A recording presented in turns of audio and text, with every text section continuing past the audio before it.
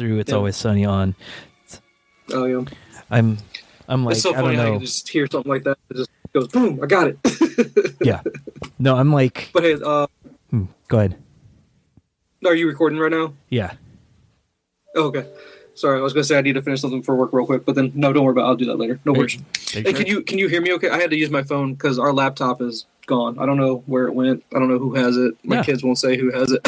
Maybe Jen took it this morning. I don't know. Yeah, no, it's fine. We're good. Okay. Sorry, what were you saying, though? No, it's just I had a little bit of time, and it's something to throw on, and then I haven't watched probably since season 7, so I have a lot to catch up on that show. What season are they on? Oh, God, I don't know. I'm 20-something, I think. Oh, my gosh. That's a lot to catch up. But they're 30 minutes, like you said, so pretty quick to get. And I'll just throw them on whenever. Not like I'm going to sit here and... That's a comfort show. You know what I mean? It's been on long enough where it's like, oh, yeah, I can just throw that on whenever.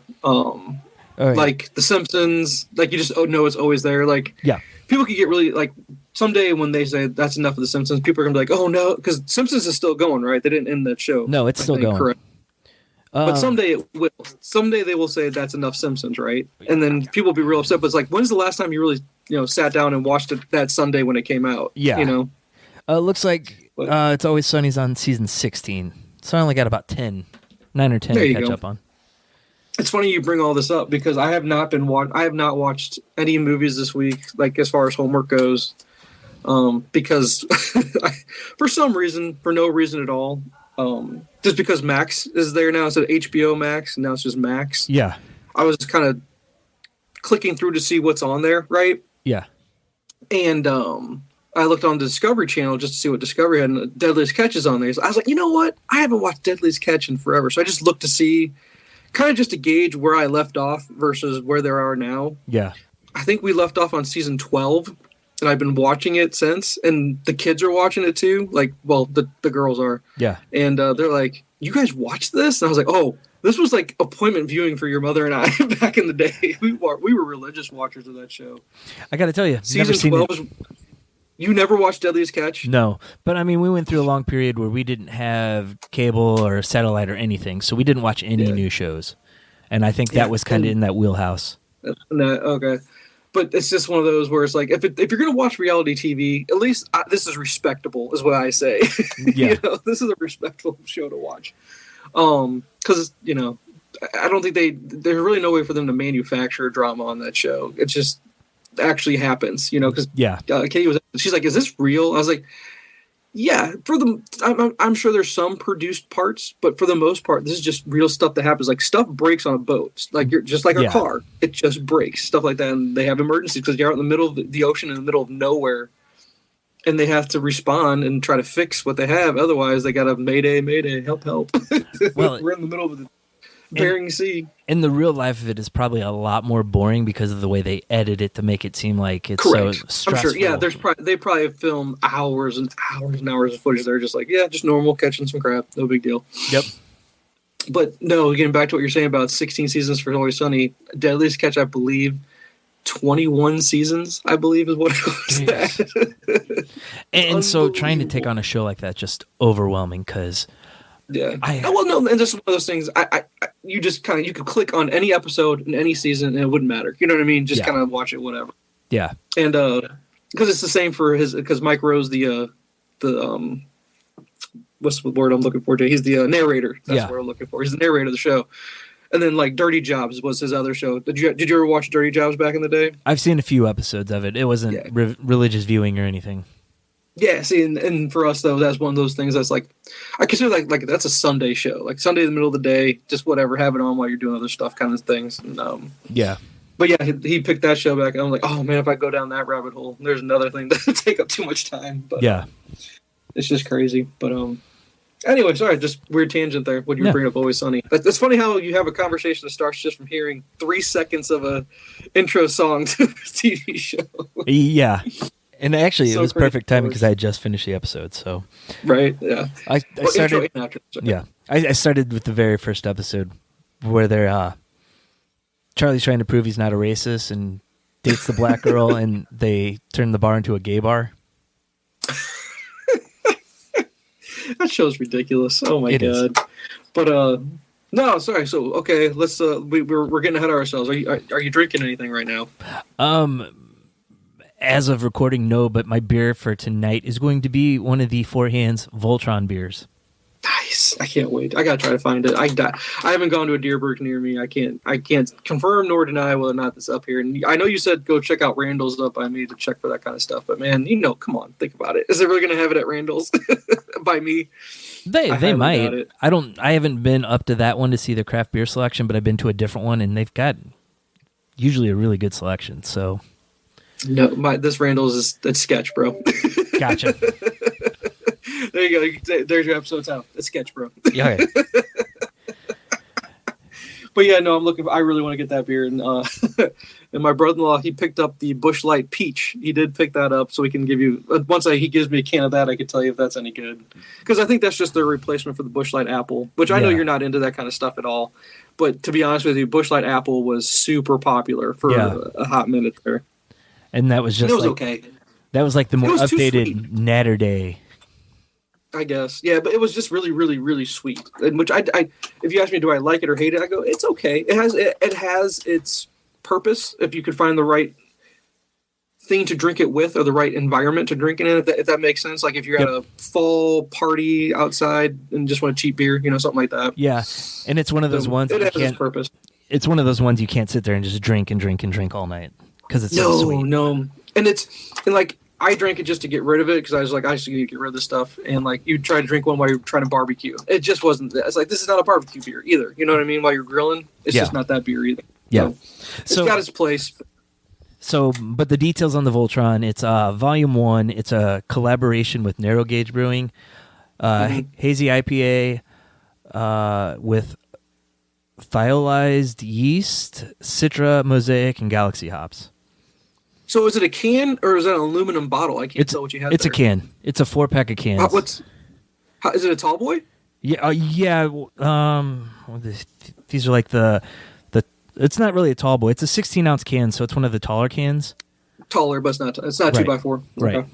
So all of our the terminology we use when we talk about beer, is that a St. Louis thing we talk about it, or is that everywhere? And we just kind of all. I think it's everywhere. Is it okay? I'm always curious about that. You got beer guys everywhere. You have a beer people that you talk with. You should ask those questions. I'm curious. I'll throw it out to them and see. There you go. Yeah. Was it beer vernacular? Here you go. Beer vernacular. We need to make sure we're up on, because I'm curious if other parts of the country, they use different words than what we use when we talk beer. I'm just always curious if they have that. So what we should do is get a list together, and I'll send it out to my friends asking if they know what they are. Like a trivia. and then we can beer trivia, right? Right. And if they don't know it, we can tell what it is, and they can give us what they call it. But that'd be cool. Yeah, we need to do that. That's really fun. All right. I think that'd be really fun. Okay. So yeah. But so your beer. So beer of the week. Let's predict. Since you can't do it right now. I've already had one. How many pints predict? Say what? I've already had one. Oh, you have had one. Okay, so how many pints? Out of 5 pints, how many do you give it? 4.5. Whoa. Yeah. Whoa. I mean, it's got narrow gauge on it. So what keeps it from a 5? It's just a step below like OJ Run. Okay. So and then here's my question: it's a collab with Narrow Gauge. You think I should go to Narrow Gauge? They would have it. They might actually. Might have to try that. Yeah, I'll get up there tonight. I don't know. Check their website first. I've been meaning to go up to Narrow Gauge for the past 3 weekends, and I just have not had the opportunity to do so. It's just I don't know. It's so close and yet so far. Yep. You know what I mean? So they released the list of other breweries they're working with on these. I'm seeing if I can find it real quick. Oh, so each can will be with a collab with a different brewery? Yep. Oh, okay. That's the difference. And so what was it? Was this the Yellow Lion I think I saw? Yes, this was Yellow Lion. So and how many there should only be 5 volumes then? Yep, there's going to be 5 of them. Okay, yeah. So one for each line. Okay. Yep. So they're doing the next one looks like it's going to be with Southern Grist Brewing out in Nashville, which is awesome. Okay. Volume 3 will be Hop Butcher for the World out of Chicago, which is another good brewery. Volume 4 is Tripping Animals Brewing out of Doral, Florida. I don't know anything about them. I like that name though. Tripping Animals is cool. Yeah. If we were to start a brewery, Jay, I think we're going to steal that and we're going to do Tripping Gorillas or Tripping Chimps. Yeah. I just like to imagine drunk monkeys. I don't know why. Yeah. Just giggle a little bit. We make a Harambe beer in honor of him. And we'll do a collaboration with Arctic Monkeys, and they'll do a song for one of our beers. Nice. See? Boom. Here. I'm always thinking. I'm the idea guy. You're the actual make it actually happen guy. Put a pin on that because we'll come back to that in a second. But Volume 5 is with Weldworks Brewing out of Greenlee, Colorado, which I've heard they're decent. I haven't had anything from them. What's that one brewery we like out of Colorado? Isn't it called Breckenridge or something like that? Yeah. Yeah. Is that where they're located? No, that's what it is and where they're located. Okay. But they're one of the blacklisted AB breweries. What does that mean? They were a microbrewery that got bought out by AB. So the real big craft beer nerds consider them sellouts and won't buy their stuff. Would you if you, because I know you're a home brewer every now and then, you do it sporadically. I think you get in moods where every now and then you're like, you know what, I feel like brewing something it has to hit you at the right time. Yeah. If you were a full-time true brewmaster or something like that, and AB came along and said, hey, I'm going to give you X dollars for your brewery, would you really be able to pass that up, you think? It would be hard to pass up. Because here's what you do. You sell it and then spend a little time there, get it transitioned over, find out what your NDA is, and then eventually open a new one. Start it under a different name, exactly. Yeah. And you and I can come up with lots of names. Oh, yeah. We just have to talk, and something will strike us, and boom, there you go. There's our next one. Yeah. So, but going back to music collaborations, El Segundo out of California, they did the Stone Cold Steve Austin beers. They just released a 311 beer in the area, so I'm gonna go try to track that down after work today. Okay, nice. I'll get one for Joe Dust. Nice. Oh yeah, I thought he was into a 311 cover band too. Isn't there a cover band that he really likes of 311? Well, there was one we went and saw and watched him break up on stage. Oh, that's what the story is. I always get that. Okay. Yeah. I always regret I missed that. That would have been one of the best nights ever. Oh, it was great. Just watching a band break up on stage. Come on. You can't make that up. No, that's you can't. Such a great story. That's a timeless story you can just tell forever. It is, and everyone gets a kick out of it when I tell it. Right? Exactly. Oh, man, that's awesome. Yeah. So, all right, sir. So, what about, how's life going? Any drama to share? No, I mean, kids are off school, so just regular infighting, just up a notch since it's all the time. Oh my God. Just this morning, it's only been, like, you can count how many days I've been out of school. It's not been enough. And you're just like, they just need to be in school all the time. 12 months out of the year. Get these kids out of here. Yeah. Otherwise, they're at home bored. Yeah. And I don't ever remember being bored as a kid. I just don't. Maybe I was. I just don't remember it. But man. Well, we were outside all the time. I mean, we were playing hockey or something. That reminds me, because are you technically a Gen Xer, or are you like me where you're called that other thing where they're called Zillennials or something like that? I think I'm technically Gen X. Are you? Okay. Because there's this clip that's going around. I don't know if you've seen it, where it's this guy in a beanie hat. And he's wearing a beanie hat, but he's not wearing a shirt. And he does a clip. And he does this like really smart-assy way of saying, Gen Xers, when you say, you went out and you drank out of a hose, were sinks not an option? And then it pans over to this Gen X woman that's awesome. She just looks like a mom that's always mad, which is pretty much all moms that have been Gen X. They just have that. I'm not going to say they have RBF, but they're just not happy with the world most of the time. And she just starts off going, should I be the one to explain it to him? Do you want me to do it? Okay, I'll take it. I'll take it from here, guys. And she goes, we weren't allowed inside. There were commercials when we were kid, or there wasn't a commercial. The news would go, do you know where it's 10 o'clock. Do you know where your children are? They had to be reminded to go find their kids because they weren't home. Yep. I remember that. That's what it was. You had it. Basically, our rule was if it's dark, get home, right? Yeah. That's all the rule was. And during summertime, it didn't get dark till real late. So you go home really late. My mom had a giant bell on the deck that she would ring that we could hear out if we were playing out in the woods behind our house. Yeah, see? Exactly. Yep. They weren't. Our parents were not the best watchers. Yeah. You know what I mean? And so, was the hose an option? That's what we used because we weren't allowed back in the house. That happened to you guys, didn't it? It happened to me. Don't come back in here. Go out and play and don't come back in. Yep. So, according to Google, Gen X is 1965 to 1980. So I just made the cutoff. 1965 to 1980? Yeah. Okay.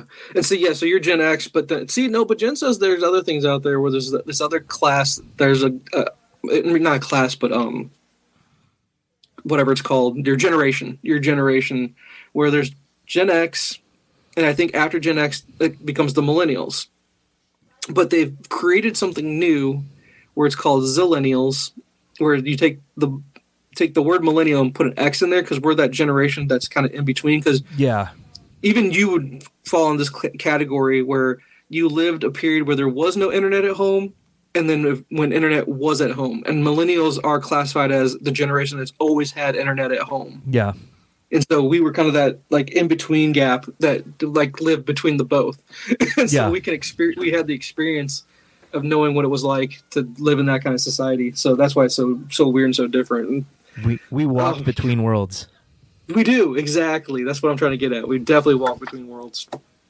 Yeah. But no, glad to hear there's no drama. Sounds like all your phones are working. Knock on wood. Yeah. No issues, no home issues, no car issues. Hey, life's good. And you all got your health. Everything's good there. See? Yeah. Very good.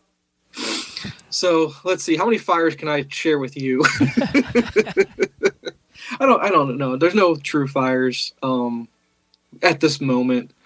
I think, have we talked about the All Things New initiative in the Catholic Church and how it impacts my kids' school and all that? No, I have no clue about this. Are you interested in this at all, or is this something I should skip over and there's just not enough time? We can hit it real quick. Okay. Well, I don't know if it'll be real quick. If you just want to jump in at any moment and say, hey, let's put a pin in that one. We can always come back to it if you want to. Okay. So the All Things New initiative, and it's the Archdiocese of St. Louis, where they're calling it, they had this thing that was called pastorates, where they were supposed to be sharing priests amongst different congregations. So, like, for example, I'll use parish names that you're familiar with. So St. John Bosco had one priest. The priest that was with St. Monica would no longer be there. He'd be transferred to another place or retire. And so the priest would travel between St. John Bosco and St. Monica. And he'd be the priest for both congregations. And that terminology was called a pastorate. Yeah. Well, that was supposed to happen a whole bunch. But instead of that actually happening, the Archbishop came and said, what we're really doing is they use the word subsumed. And what subsumed means is congregations are being integrated into one another. So what it really means, instead of using the word shutting down the parish, they were using this other terminology of being subsumed. So, for example, St. John Bosco will no longer exist as of August 1st. The church is being shut down. I'd heard that. You've heard that? Okay. Yeah. So as of August 1. And so technically anyone that's a parishioner of that parish would now be a St. Monica. They would go to church at St. Monica now, is what they'd have to do. Could you imagine our folks driving out to St. Monica every weekend to go to church there? I'm not sure if they're going to, or if they would have or not, but I guess geographically, maybe that's the next technically closest one. I don't think it really is, to be honest. I think it's 2 exits down. You had St. Richard that was a little closer, but St. Richard got shut down too, by the way. Yeah, and St. Blaise was probably closer too, but I think St. Blaise is closer, and actually St. Blaise is Holy Spirit now. Yeah, because that got merged. There was a parish that was over by the airport when they did the airport expansion. Yeah, I think it was St. Lawrence, if I remember correctly. And so St. Lawrence got shut down, and they merged with St. Blaise, and then they became Holy Spirit when they changed the names of the parish. Yeah. So, what impact this has is that technically my wife and I are members of a different parish, and our parish got shut down. But our parish is not the same parish as the one our kids go to school at, because our parish didn't have a school. Right. And so they go to a different one, and that parish that's tied to that school did get shut down. And so if the parish got shut down, the question turns into, is the school being shut down as well? Yeah. And so we don't know if our school is going to be open come August. So in 2 months, we don't know if we got a school because they haven't told us yet. Because the other issue being, as of when school was let out and at the end of May, we had 8 faculty members either retire or quit. Wow. So they have a lot of teachers to replace. Yeah. And the issue you have is How do you hire somebody to name any business and go, hey, a year from now, we don't know if you'll have a job. Yeah. And then not because because you could take any job and that could be true, right? You could go work for a large corp. You could work for Anheuser, right? Yeah. Go work for AB. We can't tell you if you have a job in a year, but Anheuser-Busch is not going to go away in a year. Right. That corporation is not going away. You know for a fact that the church that your school's tied to is gone, and most likely because how the parish supports the school. Like the money goes through the parish, and they pay the bills to operate the utilities of the school, and all that jazz. Yeah. So we don't know if in 2 months if our kids have a school, and so then it turns into what do you do at that point? Yeah. Obviously, public school is an option where they have to take your kid. But what happens with private school is if they don't have spots for you, either they don't have a spot and they'll just reject you, or they'll put you on a wait list to get into the school. Now, take that and now multiply that by how many parishes got shut down that had schools, and kids in schools like us that, all of a sudden they no longer have a parish and their school gets shut down. Now you have take our school number, multiply it by X. That's how many students no longer have a home, and they now have to find a different school or go to public school, and parents have to make that decision. And the problem is they won't let you know. It could be August 15th. School starts on the 16th. They send an email on the 15th saying, do not report to school. We are not opening the doors. That's what we've been told. So then in your situation, you're looking at a wait list for most places. No, we toured another school already. Okay. It asked if there's a wait list for the grades that the girls need to go into, because luckily this doesn't impact the boy. He's fine, obviously, with where he goes. But the girls, we have a back. It's a contingency plan, is what it is. Okay. And we're just like, and we weren't the only parents to do this. There's other parents that are kind of starting to get on their game about it and just go. We have to have something in place just in case. And I haven't said to add our names to the wait list yet, because there is no wait list just yet. But then again, if we hesitate too long, even if we were the first ones to tour, if we don't make that jump right away, the spots could be filled that we thought were open, and then you get waitlisted, and then you have to go find somewhere else. Yeah. So I'm just like, oh my God, what do you do? So that's one fire. That's just one of many fires that we're dealing with right now. And that's a big one. It's a big one. That's the really big one. And and so another one is we have a plumbing issue in the home. Oh no! Where when we run the washing machine for the laundry, water backs up out of our floor drain. Oh no! And it smells like sewer gas when you do it. It's really gross, but it's not tied into it ties in later on towards the lateral line with the sanitary, but the sanitary has something further away, so the water that backs up is truly just the secondary line. So luckily there's no feces backing up. That made me feel great. But we knew that quite a while ago, and it's just a matter of, hey, it probably just needed a good snaking. So I had a plumber come out. He snakes it, and water goes through the way it's supposed to. But he goes, take a look at my line right here. And I go, okay, what am I? I'm looking at this, and I go, oh boy. And then I can see it right there. There's mud on it.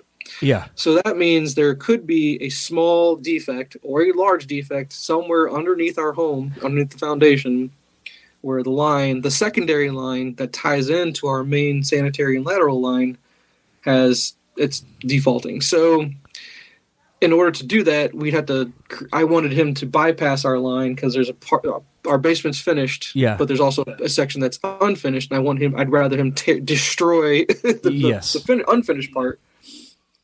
And it's probably like a 20-foot run, maybe. I don't know. I haven't measured it yet. I need to.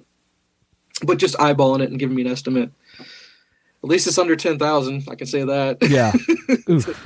I'm just like, I don't know, Jay. I just go, is it even worth it?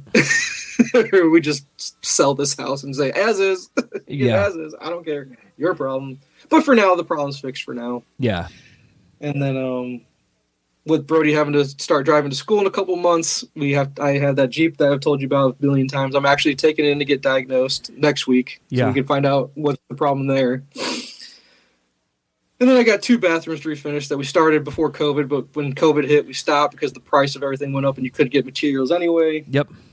So I had a long conversation with my brother-in-law going, hey, which fire do I put out first? Yeah. So what do I do there? And it's just finding out which one gets the money first and all that stuff. Because we're operating currently on one bathroom with 5 people, and so we have the other one that we need. That's a half bath. It doesn't even have a shower in it. So really, still one shower for 5 people, but it'd be nice to have 2 shitters for instead of having kids or myself having to do the pee-pee dance.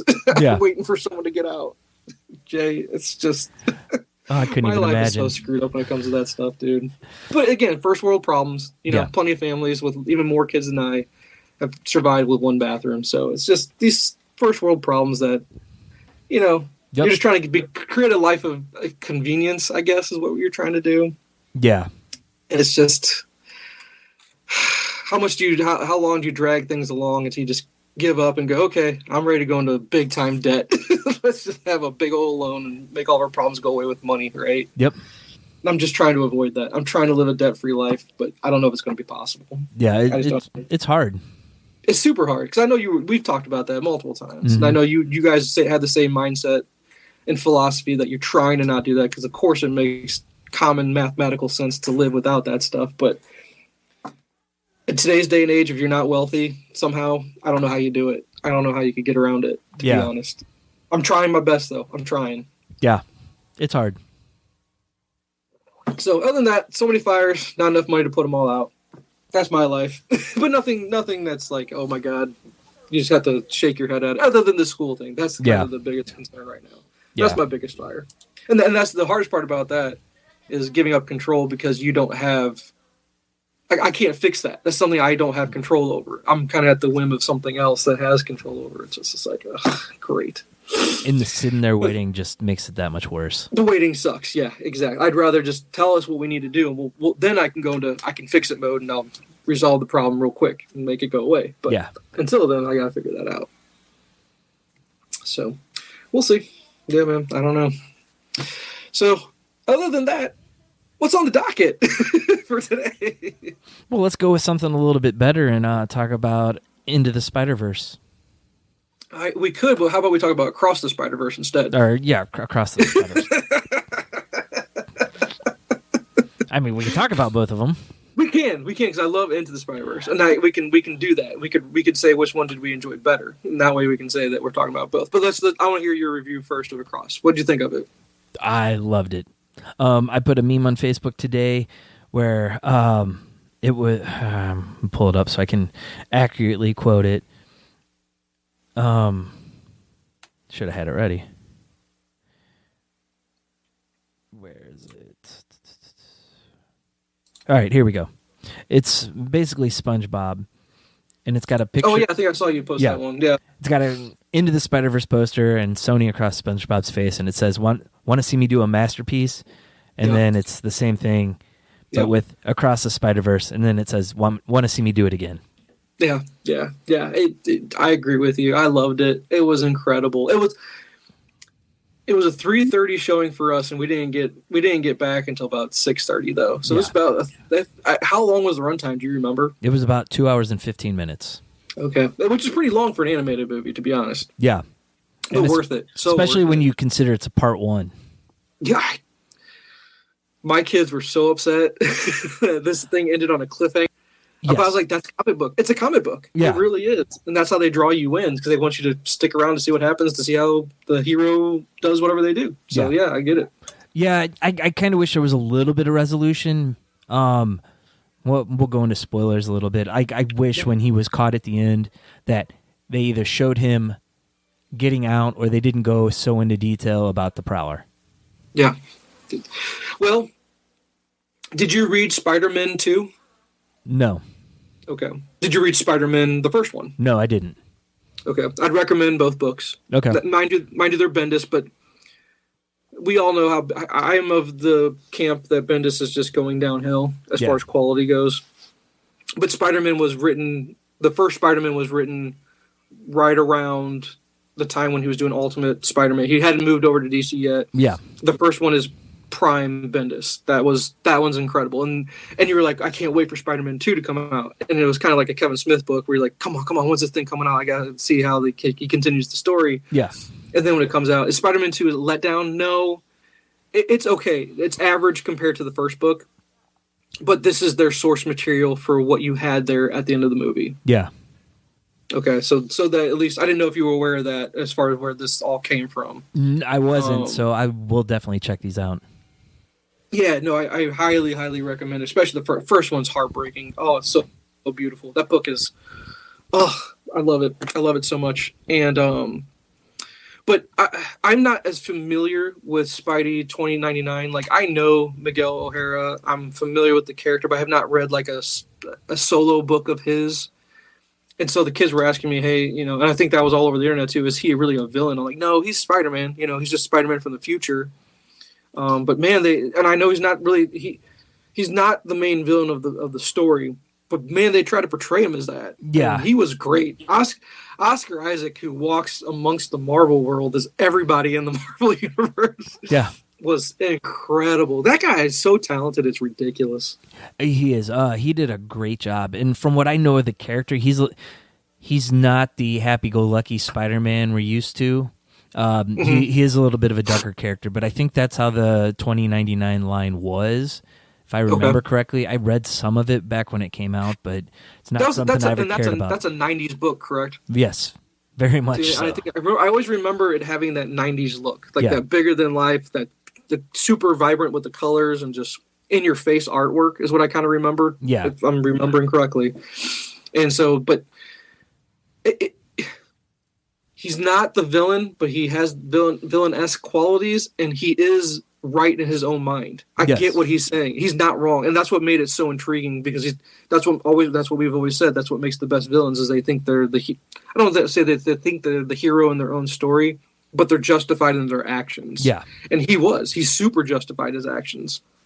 It was so the storyline with his daughter in the other universe, that just pulls at your heartstrings. I'm going to assume that's the canon event that creates his personality and why he's so into this, in regards to, you need the Parker canon events to happen so every universe has their Spider-Man. Right. And the fact that they're calling him Miles an anomaly, I'm like, that makes total sense. Like, this explanation of Miles isn't verbatim with the comic book. It doesn't really match up, right, all the way, but it's super intriguing, and I love this version. It's like a different writer's take on it, right? Right. And I love this, and whoever you want to, I don't know who the screenwriters were for this, but whoever they are, they're still being respectful of the source material, but they're knocking it out of the park. I love their take on the Miles origin, because this is still a Miles origin story. Yes. Because he's not full-fledged. I mean, at this point, he said he was Spidey for a year. Right. So, man, they've still got a lot of material to work through as far as the Miles story goes. And we haven't... Into the Spider-Verse kind of gives it to you, but they don't give you as much, obviously don't give you as much detail as the book, and it varies slightly from the book, just a little bit. Yeah. So but again, nothing to complain about though, right, in regards to that. But I'm going to assume our live action Spidey, our live action Miles at some point is going to be pretty faithful to the book, and we'll get a full-fledged origin story, I think. So, well, first off, this was written by Lord and Miller. They were the ones that wrote it, because I saw them as executive producers. Did they actually write the script? According to IMDb, it was written by them and Dave Callahan. Don't know who he is, but... Don't know. I've never heard that name. Yeah. But he had a hand. He worked on Shang-Chi as a writer. Do you think they bring in Bendis at all for consultation on any of this? Or is he so disconnected from Marvel at this point? I think he's disconnected from Marvel at this point. I know in the past, at least for the MCU movies, they would bring the writers in to kind of talk to him a little bit, just kind of pick their mind. But I think this is a good example of where Marvel is like, we have our source material and we're going to deviate from it. Yeah. But we're going to do it right. Okay. And they've done that a lot with the MCU stuff. I'm not used to seeing it done so well with the Sony stuff. Yep. But man, they pulled me in right from the beginning. Yep. And starting with Gwen's story. Oh yeah. Which that's accurate. That's comic accurate. Yeah. I was very happy to see them do that though, because I didn't want it felt like a different movie to start out, because you're getting, well, this is my story. And then you go over to Miles and you get his story. And it was long too. That was a long intro. It was a very long intro. And I'm like, wow, that's probably your extra for your runtime. Yeah. 15-minute story dedicated just to her. That was pretty impressive. I like that. Well, yeah. Well, she could get her own movie and I'd watch it. And I mean, another Marvel veteran in Haley Steinfeld. But I think they wanted to capitalize on having her as the voice. And that was just a very popular character from the first movie. So take advantage of it and use it. And someone had brought up on the internet, are we going to get our Gwen moment where we take the Gwen from, it would be Bryce Dallas Howard from Spider-Man 3. Then you take, is it Emma, what's her name? Emma Stone from Emma Stone. Garfield version. Yeah. Take Stone, take Bryce Dallas Howard, and take her, and have them do the pointing thing at each other. that would be good. That'd be awesome. They give Gwen her just dues there, but I doubt we'll see that. I don't think we'll get that. But they did a great job of pulling things from all the other movies and incorporating them as well, because you get a little clip of Andrew Garfield, you get a little clip here of Tobey Maguire. You saw Tobey. Yeah, you saw him. Yeah. You get reference to what's the last one? Far From Home? No, not Far From Home. No Way Home. No Way Home. Yeah. You get them referencing Doctor Strange messing up the multiverse with Spider-Man in that universe. Yeah. You get Donald Glover as the Prowler. I know, having him then showing that live action. Now, just a tangent off of that just a little bit. The internet rumors that I was trying to avoid spoilers as much as I could. Yeah. Here, sorry, work thing came through. Was that they had hinted at a live action Miles in there? Did I miss something when maybe the kids interrupted me for a second? Because I know you sent something out to me in a text where they said they might have found their live action Miles, but we didn't see anything other than when Miles went to the one universe with the woman working the counter, and they had that kind of clip. But there's nothing in there that's saying that was the spot going there. Yeah, spot went in there. Yeah. No, you're right. No, because that is the convenience store owner from the Venom movies. Oh, really? Oh, really? Okay, yeah, so it ties into the existing Sony universe. Oh, okay. And she knows that Eddie Brock is Venom, and that's why she wasn't surprised by the Spot's head just kind of popping on. That would have been helpful. That would have been helpful information. I need to go back. She's in both Venom movies or just the first one? Both of them. Okay, so I need to watch them again. I've seen the first one. I just don't remember. It's been so long. Yeah, because I think Eddie stopped a robbery in the first one there. Okay. Right after he got the Venom suit, and then she got to know that he was Venom, and they have a relationship now. So. Oh, okay. Gotcha. Okay, that would have been helpful. But we did not see a live-action Miles at all anywhere, correct? No.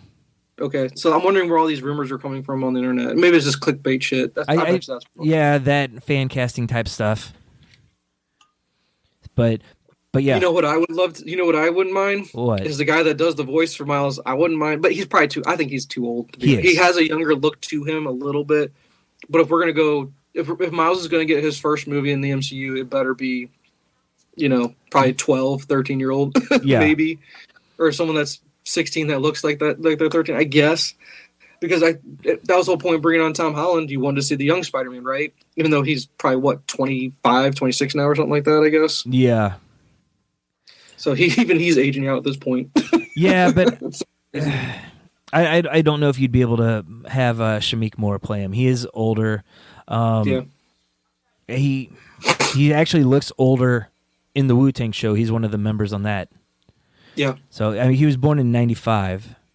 God, I feel old. Yeah, no, he's too old. Yeah. He's too old at this point. Yeah. So all right, well, there's that. But yeah, I'm just trying to think. Like I mean, the humor was spot on. I love the humor. Yeah. The voice acting is incredible. The relationship between Rio and Jefferson, that's amazing. I love the parents; they're great. Yes. The romantic relationship between Miles and Gwen, that's sweet to see. I like Jason. I like Jason Schwartzman as the Spot. Yeah, in which I was the whole movie like, who is that voice? I've heard this voice, but who is it? At first, I thought, here's the guy who I thought it was until I looked up and saw it was Schwartzman. Mm. He sounds like from our show Mythic Quest. Yeah. The manager with the mustache. I don't remember his name in the show or his name in real life. That's who it sounds. I thought that would have actually been a pretty good voice cast, to be honest with you. Rickety Cricket? Yeah. And Always Sunny. Yeah. That's him, yeah. So yeah, I thought that's who that was, but no, yeah, Schwartzman, he did great. And using Spot, wow, I was like, and that's the funny thing that they're saying that's Miles' nemesis. Not in the comic, he's not. I can tell you that he's not. But making him, I was like, that's kind of cool. And the thing about it in the book, he's not a villain. At least he's not presently. He's not a villain. So he's just one of those. He's a I don't want to call him a charity case. What's the terminology I want to use? Like a D-list reclamation villain. project, I guess, for Peter is how I would describe it, I guess. Yeah. So because he was always that D-list villain that would show up every once in a while, just to like set up someone being caught at the beginning of an arc or something. But talk about good foresight by the writers going, hey, with his power set really lines up with the multiverse because he's able to travel through time basically by having the spot. So yeah, no, that's pretty smart writing in my opinion. So great choice as far as the villain goes. And then all the other Spider-Men that you get introduced to, yes, like Jessica Drew was awesome. Yeah, I like that they went with her being pregnant too because that was actually from a recent Jessica Drew arc. So she has a kid in the comic book. So they're leaning into that. Hobby Brown, I loved him. Yeah. Spider-Punk. I liked him a lot more in this than I did in his own comic book. The vendor from Deadpool as the Indian Spider-Man. Yeah. Deepak. Isn't his name Deepak or something like that? Or I think that's the character's name? Yeah, in Deadpool. Oh, I'm trying to remember his Deadpool. I thought it was Navender. Navender. No, you're right. Navender. That's right. Depender. Yeah. I just love Deadpool and his relationship. The cab driver, yeah, they're great. Oh my gosh, I hope he's in Deadpool 3. I really do. Part of X-Force. Yeah. So Ben Reilly, seeing him show up, that was Andy Samberg. Yeah, that was Andy Samberg. Oh, okay. All right. Yeah. So I like. I'm not. Are you a big Scarlet Spider fan? I'm not a big fan of Scarlet Spider. No, and he's been a big part of the X-Men crossover was. Was it Dark Web? I think. I have no idea. I'm so behind on Spidey right now, dude. It's funny. Before we had our call, and I was kind of slow this morning with work. I'm updating my reading list. Yeah. I was doing a Spidey list, and because I just want to. I might start getting stuff from the library, and I got to choose which one to do, and. I'm just so behind. It's ridiculous. But no, Dark Web's not sounding familiar to me, though, because I'm not seeing a crossover on my reading list here. There's Spider-Man and Beyond was what happened after the Nick Spencer long run on Amazing. And then Amazing Spider-Man by Wells and Romita Jr. is A World Without Love.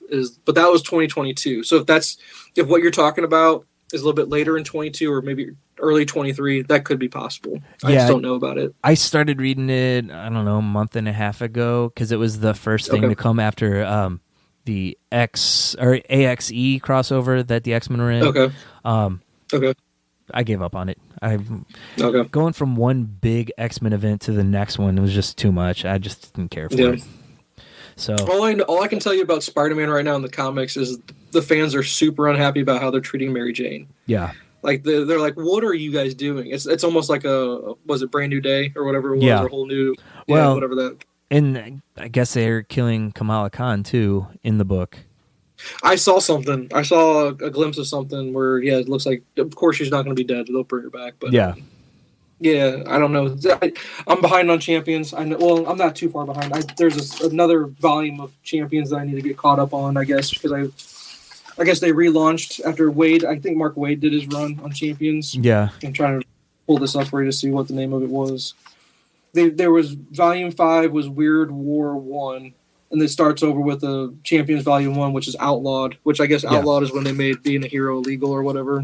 It's kind of like Civil War and the Superhero Registration Act for minors. Mm-hmm. Yeah, so there you go. Yeah, that's what's coming up in regards to that. So, yeah, no, it's what's tough is I'm trying to find reading lists that are more caught up, and everywhere I'm looking online, I'm not finding a good one.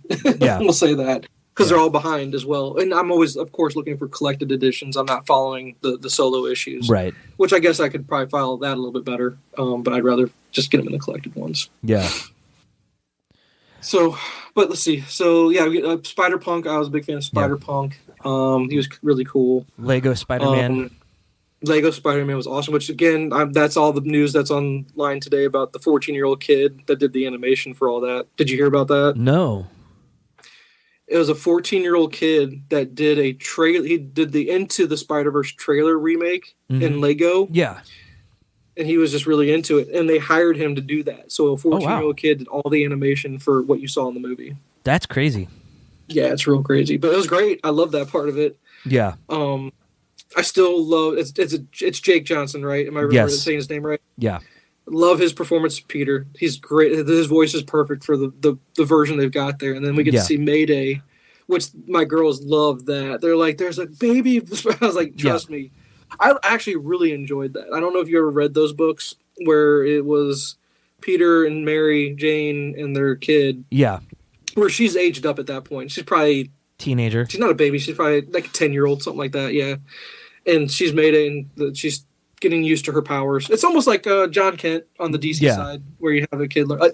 Why those stories are always so fun to watch, or not watch, sorry, read. I don't get it, but it appeals to me. It's always fun. It's fun watching a kid learn their powers and the trials and tribulations they go through. Maybe it's just because you could try, maybe put yourself in their shoes, you know? Yeah. And what would I do going through those trials of trying to become a hero? Maybe that's what it is. I don't know. Yeah. So I'm looking through. Apparently, there was a second Peter Parker in there, and it was voiced by Jack Quaid, Huey from The Boys. Yeah. I'm trying to think of which Peter we were talking about then. I have no clue though. It doesn't. It just says Peter Parker voice. So. Huh. Because now, mind you, the guy that does the voice acting for our Spider-Man video games, he was in there for a quick second. And I don't know if you noticed the Easter egg that when Miles comes home and Genki, or Genki, or how you pronounce it? Yeah. He's in there playing a video game. Yeah. And the game he's playing is the Spider-Man video game. I don't know if you noticed that. I did not notice that. Pretty cool little Easter egg I caught. I was like, oh, that's so cool. That's so meta. It's in the game. It's the game in the movie where they're talking about the game. Yeah. It's like, oh my gosh. So the voice actor is he's very talented. I love the voice actor that does Peter in the video games. And yeah. I guess the trailer came out for Spider-Man 2, and I can't wait to play that. And the fact that the map is they said the map's going to be bigger. I was like, oh my gosh, that map is huge as it is. Oh, what are we getting ourselves into? But the fact that they're rolling all these things in, which it makes me curious if the voice actor for Miles is in Across the Spider-Verse. I'm curious if he's in there somewhere, because I love how they tie all that stuff in. That's so cool that they're doing that. And then you had J.K. Simmons doing every version of J. Jonah Jameson. I love it, man. It's so great. Yeah. He's so awesome. He's the best. And the fact that at the cliffhanger of the ending that we get the gang back together, we get to see Spider-Man Noir. That's who's, Nick Cage being Spider Noir is the best. Yeah. And then when Penny came on for the first time, Penny Parker. Yeah. Seeing her, my kids were like, Penny! Just because they're giving the flashback to the first movie, which is. It's nice that they brought her in just for that towards the end of the movie, and they didn't bring back the whole Spider-Ham wasn't in there, right? I thought he was there at the end. Well, at the end when they brought the whole gang back, but right. I mean, you get to see all these. She had one line. Yeah, but my point being the old gang, because that's what Miles was talking about. Yeah, the biggest thing is he's not revealing to his parents who he is. He just feels so isolated and alone. He misses his friends when he's saying he doesn't have friends. He's like, I do have friends. They're just in another universe. Yeah. And they can relate to what he does. Yeah. And that's what made the, Into the Spider-Verse so special was when you had Penny, you had Noir, you had Spider-Ham. I'm sure I'm leaving out a couple. I can't think of it off the top of my head who some of the other ones are. The fact that he had that big group of friends with Gwen. Yeah. The fact that they're kind of bringing them all back for what's going to happen in Beyond the Spider-Verse. Oh, beautiful tie-in. Way to just bring it all back around. So it's very Star Wars-ish, where you have your intro into the Spider-Verse. You have your Empire moment where you get the Dark Miles as basically your Vader, right? Yeah. And this one's just a little bit more dark and drab and everything's kind of falling apart. And then you bring the whole gang back to do the whole, fight the bad guy in the end. Oh, it's great. But they're following a map. Yeah. They got the map. Yep. So I loved it. Yeah, I loved everything about it. And the question then turns into, do we see Miguel and Across the Spider? I'm going to assume we see Miguel, and maybe we'll see a not as evil side to him, maybe in the third one. I don't know. We'll see. Yeah, because I think what's going to happen is we see Miles save his father, and it doesn't destroy everything like they anticipate it would, because he is a variation. Don't we need our canon moment for Miles? I guess with Uncle Aaron dying in his universe, I guess that is his Uncle Ben moment. I guess that's what we'll say. Well, and since he is I don't remember the term they use, but essentially a variant. He's not. An anomaly. An anomaly. Yeah. He might not have those same moments. Maybe you're right. Because and here's the thing though. I mean, tragedy is what makes Spidey what he is, as far as the Peter Parker character. And we try to. I don't say we mirror him with Miles, but that's what makes Spidey a Spidey, I guess, is the tragedy and still fighting through the tragedy. Yeah. Technically, in the book, his mom dies. I'm not trying to spoil. I'm sorry if I spoiled that for you, but in the book she dies. Yeah. But then she's already back. They brought her back. And I don't know. Are you caught up on? Do you want to read any of the Miles stuff, or can I give you another spoiler? Eventually, I'd like to. I knew she had died in the Ultimate version. Yes, and then she was back after Secret Wars, right? Yeah, correct. Yep. So, and I'm glad they did. Rio's such a great character. I love Rio. But I won't say anything because they could go somewhere really fun. Maybe really fun. I don't know. Because I don't know this character well enough just yet. She hasn't been around just yet. Mm-hmm.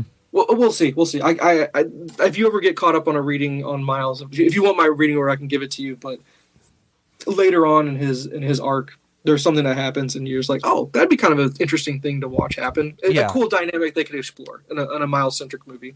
Yeah. But I won't. That's just that's beyond spoilers at this point, so I won't say anything about that. But yeah, loved all the Spideys. I don't know if you saw that online as well. The big chase scene with all the Spideys trying to catch him from going. Did you see online how long they took to animate that? 4 years. A 4-year project. Could you imagine? I couldn't. That's like a Tim Burton doing the stop motion animation.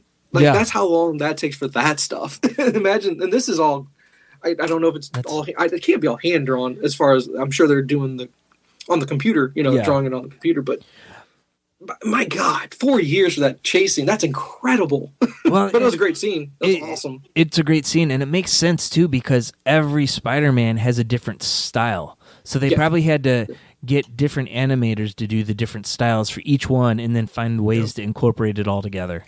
Here's how much of a nerd I am. I was looking specifically at the different spider webs to see if I could see the McFarlane spaghetti webs. I did not see that. I did not see the spaghetti webs from McFarlane. they didn't go that in depth with no, Easter they did eggs. not. No. So yeah, if I have one tiny nitpick about this is, come on, get the right webbing in here. We know what it's supposed to look like. It does not look like that. That's funny. But So, and then there was another graphic I saw that did a ranking of all of the Spider-Man movies, as far as you got the Tobey-verse, the Garfield-verse, the Holland-verse, and then these two animated ones. Ooh, that's tough. Because, I mean... Jay, these movies are so good. Yeah. This thing might get nominated. I think it could get nominated very easily. And the voice actor, God, what's his name? Shamik? Is that his name? Am I saying it correct? Shamik Moore. God, I wish they did a voice acting... or category. If they did voice acting and give it to the best voice actor, God, I think he would win it. He's so good at it. He's so incredibly good at what he does. They really should do a category for that. It would be hard not to put these two as the best. Yeah, I think these are better than the Holland movies. I think they are. They really are. I would agree with that. I think the only one that's in competition would be Spider-Man 2. And see, you have a deep appreciation for the bunch. I agree. I love Spider-Man 2. I'm that oddball that just loves the Amazing Spider-Man. I love where they were going with that in regards to the Garfield one. Because I think I appreciate Garfield's performances more than the other two. I don't know why I rank him in front of those two, but I just love his portrayal. I really do. But I haven't done it. If you're asking me, have I actually gone through and ranked mine? The only thing I was bringing it up was to just say these two might be the top two out of all the Spidey movies we got. And I think it's because they can get away with more because it's a comic book come to life in the animated form. So which I appreciated when they broke it up into little chapters. They would show a comic book cover. I know, right? And it breaks down that makes it the rewatchability of this very awesome. Where you could just stop. Yep. Whenever you see a comic book, if you can't watch the whole movie, boom, stop there. You can pick it right up from there. That's what, like you said about the Snyder Cut. Yeah. Where they have all the different, you could just stop it at that, come pick it up at a different time, and you'd be just fine. Yeah. So, but out of let's see, out of 5 stars, I give this 5 out of 5. Me too. 5 out of 5 on this one. Incredible movie. So glad I was able to see it. I'm glad I did not pull a Top Gun on this one and not catch this one, because. Do you need to see this in the theater? No, but it's just I didn't want to have it spoiled for me. I didn't want anybody to spoil what's going to happen. Yeah, and it took convincing to get everyone to go to the first one. This one, everyone really? Yeah. Oh yeah, no, my kids were down with that. Yeah, no, they wanted to see that one. So, and then we can't. Luckily, we don't have to wait forever for the next one. I think they said March of 24. I think when we get to see the next one. Nice. Yeah. So I hadn't gotten around to looking to see when it's coming. So. Yeah, March is that's the rumor now, mind you. I don't know if it's set in stone, but the fact that we get to have it that quick, hell yeah! Because I don't want to wait that long to have to see how the story wraps up. That was a great cliffhanger at the end. What a great way to end that movie! Just edge of your seat. Just I want to see what happens, and then of course we did the whole sit through the credits thing to see what we get. Nah, nothing. I was like, oh come on, give me something. No, nothing. All you got was the mid-credit scene saying. Miles will be back, and someone in our theater goes, "Yes!" Rightfully so, though. Rightfully so. So, but yeah, as far as my summer going experience, yeah, really, I think this is top notch, man, top notch. So, and, I'm gonna be struggling because I don't know if I could put this or Guardians as my favorite movie so far this year, and then Flash is going to make it that much more difficult. I know, right? The rumors about Flash, man, so many good rumors, and now I think I've seen some stuff about Screen Rant saying it sucks, and I'm like, oh my god, that's why I hate the internet. Sometimes I'm like, just don't tell me what you think. I'll make my own decision about the Flash. Yeah. And then I have to separate the artist from the art. I know it sucks that we have to do that, and I think that is going to hurt the box. I think a lot of people are going to go ahead and skip on this just because of what Ezra Miller did. But I think to a degree, but I think the Michael Keaton factor is going to be huge. Well, that's just for us though, since he's our '80s Batman. I think all of our people are going to want to go out and see him for sure, just because we could go revisit Michael Keaton as Batman. I want to definitely see it. My only regret is that they're not pulling the Marvel move where why they wouldn't go get Christian Bale, because if you can get Affleck and Keaton in the Flash, why couldn't you get Bale? Especially when you see the motorcycle, the bat cycle, and that's the Dark Knight bat cycle is what that is. And I thought they were going to go that route, but I also think Christian Bale said he wasn't going to play Batman again after that trilogy was done. I think the only way he was going to do it is if Nolan came back. Correct, and they'd be like, "Hey, no, I think Nolan's a producer on this, though, if I remember correctly, because he was a producer on the whole Snyderverse." Yeah, and so since this is technically a Snyderverse type of movie, even though Snyder's not directing it. You would think Nolan could pick up the phone and go, hey, man, just make this cool. Let's go. Yeah. Let's go. Let's do it, man. Have him make a stop in the Nolan verse before he heads back to 89. That's just fan service to a guy like me that really cares about that stuff, Yeah, but I love when they do that. I think it's awesome. But if Warner Brothers was smart about it, they would have gone back and filmed that when the Ezra Miller stuff was going down, just to build that much more hype for it. Yeah. And to try to offset the bad PR. Correct. Yeah, I agree with you wholeheartedly. Yeah, but it's okay. Can't always get what we want. Yeah. It's all good. Yep. But no, June's a busy month because you said you're doing it. You're going to do the Transformers and you're going to do Indiana Jones. And I think the Flash is when is Flash? I always forget. Is that July or is that June? Flash is next weekend. Flash is next weekend. Okay, so we get Transformers this weekend. Is that what it is? Yeah, Transformers this weekend. Next weekend, Flash, and then Indiana Jones. Yeah, next weekend is Asteroid City, Elemental, and the Flash. Yeah. The following weekend, there's nothing, and then it's Indiana Jones the last weekend of June. And see, my daughter wants to go see Elemental, and I was like, man, I'd rather go see Transformers than Elemental. Yeah. I don't know. We might not see either. I don't know, because Elemental's just not doing it for me. I know it's Pixar, but the previouses aren't doing anything for me for it, man. See, it was the opposite for me. The last few haven't done anything, but this one kind of, I'm like, I'll see it when it comes out on Disney Plus. That's what I feel about it. I don't think that needs to be theater worthy. No, I don't think it really is.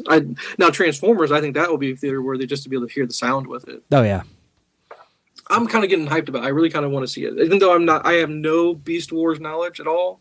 Still, kind of the trailers have got me kind of interested in it. Yeah, I don't know. I've been burned by so many Transformer movies already. So yeah, I know. So it's like, well, you're gonna take a gamble, I guess, right? Yeah.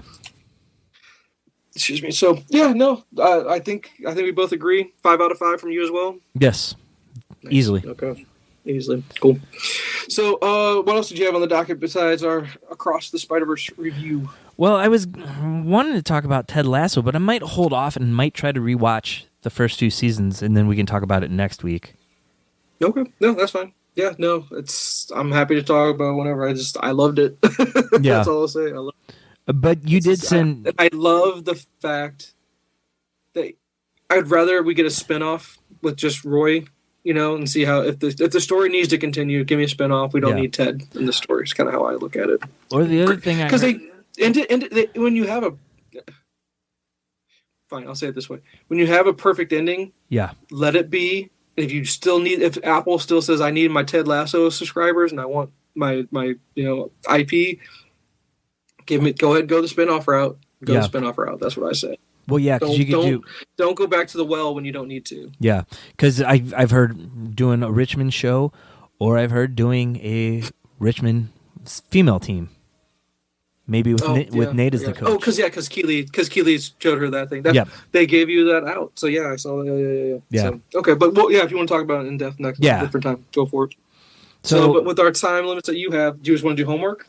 Sure. Because the only other thing, we could spoil that. I sent you I want to make sure you still have that on my text. I sent you that. Yes. Was that breakdown of all the greatest TV shows all time ranking, and I just wanted to go over that because a lot of I think that's a lot of recency bias on that list. I don't know if we see a lot of classics on there. Yeah. It looks, I guess, top 5. The oldest one is Band of Brothers 2001. No, Sopranos 99. See, but remember, television goes back way farther than that. And there's really good television we've seen. So I don't know. Well, we can go into it next time. Yeah, because there's a lot. Let's try to remember that. Okay. I'd like to discuss that one. Okay. All right. So I watched a few things in the last week. We'll start with this. Dark Side of the Ring has started back up, and I watched the first 2 episodes. Okay. First one is Chris Candido. It was a great episode. He had such a crazy life. Like, he wanted to wrestle out of high school. He convinced his mom, but it was kind of a temporary thing until he started getting attention. He met his wife, Tammy Lynn Stitch, early on in the whole thing, and she became the bigger draw than him. And it caused issues in their marriage, and then him dying at a young age from a staph infection because he was traveling after surgery. Just unreal. Yeah. The second was Magnum TA. I don't know much about him, so I wasn't very invested in the episode, but there's a lot more good stuff coming out that I'm excited about for that show. So, let's see. My wife made me watch the first Fast and Furious movie, and it was bad. It was so bad. It's dated now. Oh, it's super dated. When Paul Walker's, it was good back in 19. Wasn't it 19 or was it in 2000? It was early 2000, like 2003. Is it early 2000? Okay, yeah. It's super dated. God, I like the first one. Second one's garbage. Third one I never watched. Fourth one I can't remember, and I stopped after that. I think. I tapped down after that. I'm like, hey Will, let's go watch Hellboy instead. Oh, the new Harbor one? Yeah, I had already seen it. Will hadn't yet, so. What's that streaming on? I think it's on Max still. Max? Okay, I need to watch the Harbor one. I haven't watched that one yet. It's okay. He's no Ron Perlman, but it was serviceable. Yeah. Okay. So, but man, when Paul Walker does the first race with Vin Diesel and he hits the nitrous, just the effects of it were so bad. It just pulled me out of the movie. And then it just ended. There was no like real ending to the movie. It just stopped. Yeah. So, I saw this one on list from last year, 3,000 Years of Longing. It's with Tilda Swinton and Idris Elba. He's a genie. Is this a movie or a show? It's a movie. He's this. Doesn't sound familiar. He's a genie. And she opens him up in modern day, and he tells stories about past loves and how he got trapped in this bottle each time. Okay. Amazing movie to watch. Story was okay. It was long. I liked it. You probably won't care for it. Doesn't sound like my cup of tea, to be honest. So I think it goes more in line with like RRR and Everything Everywhere All at Once that are all visually stunning movies. Did you actually get through all of RRR? Oh, I did. I loved every minute of it. I see. I like movies with stylized fighting in them, and they did a lot of that. Yeah. So I tried. I gave that thing an hour, I think, and I was like, "There's like, I think it's a 3-hour movie or something like that." It was like 3.5 hours. Just not for me, man. This is not my thing. You know that. Yeah.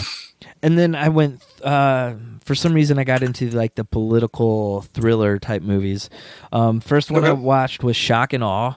It was about two reporters who kind of uncovered George Bush's plan to go after Iraq when it had James Marsden and Woody Harrelson. Interesting. Yeah. Okay. That's an interesting combination there itself. Yeah. It was good, slow at times, but for that type of movie, I enjoyed it. Not something I typically watch. And then I watched She Said. I think you mentioned it. You actually time. Were you able to make it? Were you able to make it through the whole thing? Yeah, I did. Again, it was very slow, and it was pretty slow, pretty dark at times. Like very, very dark at times. And so the problem is it's a true story. So it's like, ugh. It just gave me a bad feeling in my stomach, kind of thing. I was like, I don't want it anymore. Yeah. Did you get to the part where they go where she travels and she goes to the house asking for the woman and she's not there, and kind of accidentally reveals to the husband that this happened to her? Yep. Oh, yep. That was rough. Heartbreaking. Absolutely heartbreaking. Yeah. Okay, and then the last one it was The Report. I think it was on Amazon Prime. It was with Adam Driver. I've seen that pop up. Yes. I almost clicked on it. I just didn't. He's an investigator for a senator, and this is about the torture techniques that the CIA used in Afghanistan after 9/11. And so he's going in and finding all this information out, and he makes this big report and like just 5 years of research of all this stuff that they did. And then it's the battle to get it released. I'll stay away from commentary on that just because that's not our style of podcast. I don't want to bring in my own viewpoints on a lot of that stuff. Was it at least interesting? Yeah. Educational, I guess. I mean, is it based on a true story? Yes. It is, okay. Yeah. Gotcha. So, like the other two, it was a good movie. It was long and slow, but it was very interesting. Okay. So yeah, I got Shock and Awe and Report written down. Other ones I've either seen or don't. Yeah. I can pass on them. So, and actually, the name was The Torture Report, but the torture part was crossed out because it was redrafted like most of the names in this guy's actual report. Okay. Interesting. Very interesting. Okay, cool. And then I read the first 2 volumes of Bitch Planet. Brian K. Vaughan? No, it's Kelly Sue DeConnick. Oh, okay. Oh man. Okay. Well, it was an image Fraction's book. Wife. Yeah. She did a Captain Marvel or Ms. I can't remember what she did. Is it Ms. Marvel? She did Captain Marvel. Captain Marvel. She did like the modern relaunch of it. I can't stand her as a person. Sorry, that's just me. Her husband's amazing, and I know they're kind of the same, to be honest with you. Yeah. But I find her beyond annoying, and I'm not a huge fan of her writing. But no, sorry. Give me your review. Is it worth me checking out? No, because it never finished. Oh, really? Okay. So basically, the premise is kind of a dystopian society. There's women are sent to a prison planet if they commit crimes, and they're trying to get it's a kind of a violent football type sport, and they want to get a prison team together to compete against the men. Okay. And you get through 2 arcs, and then it never got finished. Okay. So are you a fan of her? Or like, do you read whatever she puts out? Is that she's no? you follow? Oh. I heard it was a good book, so I'm like, I'll give it a try. Okay. I found used trades for like $5, so. Okay. So a good purchase, and it was worth it for you for the most part, kind of thing, or just because it didn't finish, you're like, kind of a waste. since it didn't finish, it's kind of a waste. I'm gonna throw them on eBay. Oh, okay, there you go. Yeah.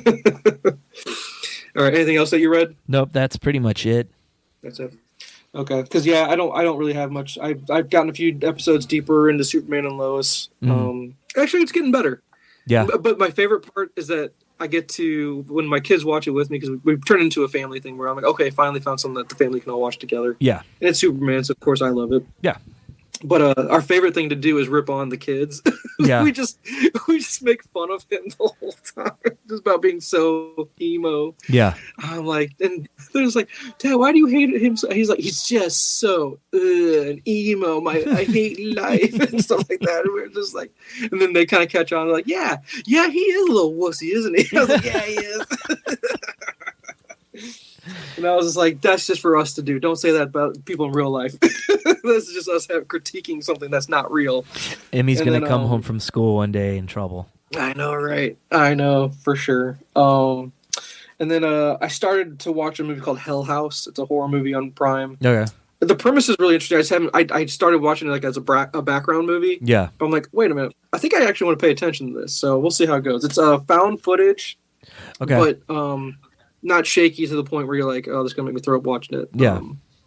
Has an interesting premise where a group of friends go into a haunted house, but they're murdered in the house for real, kind of thing. Oh. And then that's all I can tell. That's all I can tell you. And then what happens from there, I don't know. I'll get a full review once I get through it, if I actually find time to get through it, because, like I said, I've been just kind of, I don't know. I've been having so many issues as far as real life. I haven't had a lot of time to go down the rabbit hole of watching movies. And then actually watching Spider-Verse I'd rather watch something new. And this is a big month for new stuff to come out versus homework stuff to watch from home. Yep. I don't know. I don't know if we'll get to the theater. I definitely want to see Flash in the theater. And I think I'm going to be the only person in my family that wants to go see Indiana Jones in the theater.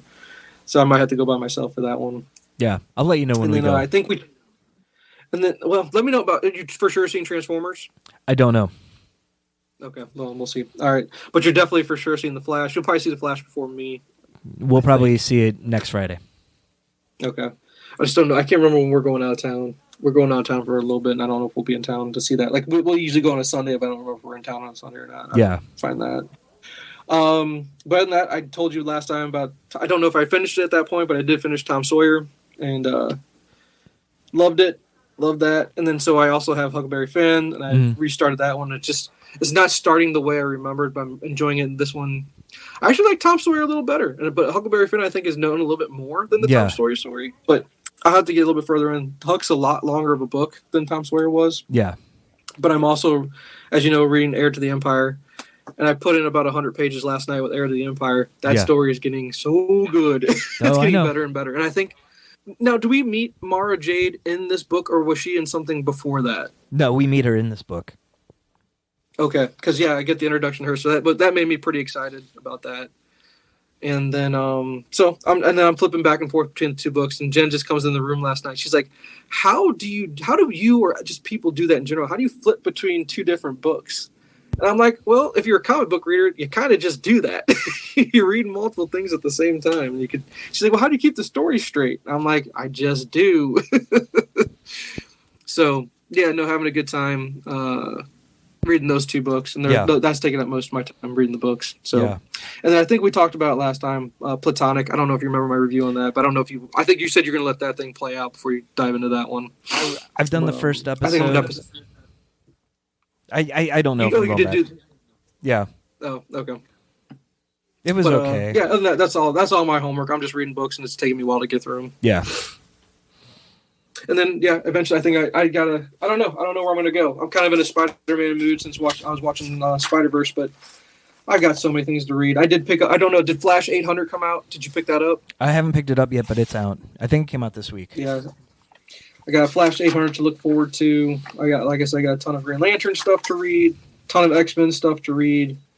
Kind of itching to get back into Superman a little bit. Yeah. Been updating my Justice League read list, and then I need to update my Spider-Man read list and go from there. Just too much to do, not enough time. Yep.